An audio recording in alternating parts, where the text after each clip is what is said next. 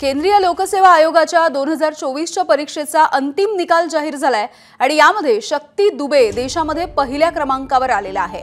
हर्षिता गोयल देशामध्ये दुसरा क्रमांक, तर पुण्याचा अर्चित डोंगरे हा महाराष्ट्रातून पहिला आलाय आणि देशभरामधून तिसरा क्रमांक त्याला मिळालाय।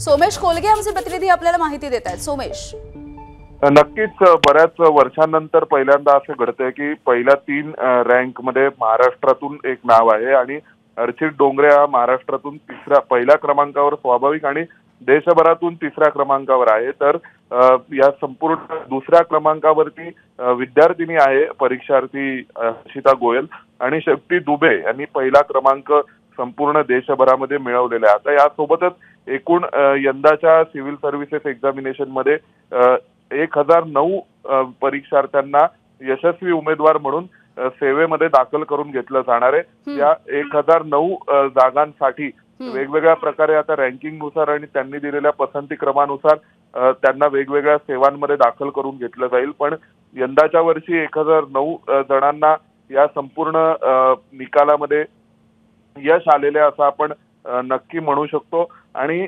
त्यासोबतच जर आपण पाहिलं तर या सगळ्या एकूण निकालामध्ये जर आपण पाहिलं तर वेगवेगळ्या सर्व्हिसेसच्या नुसार 180 जागा या IAS सर्व्हिसेससाठी होत्या, IFS साठी 55 जागा होत्या, IPS सर्व्हिसेससाठी 147 जागा होत्या आणि त्यासोबत ज्या ग्रुप ए सेंट्रल सर्व्हिसेस आहेत त्याच्या 605 जागा आणि ग्रुप बी च्या 142 अशा एकूण 1129 जागांसाठी म्हणून ही संपूर्ण आताची परीक्षा झाली होती।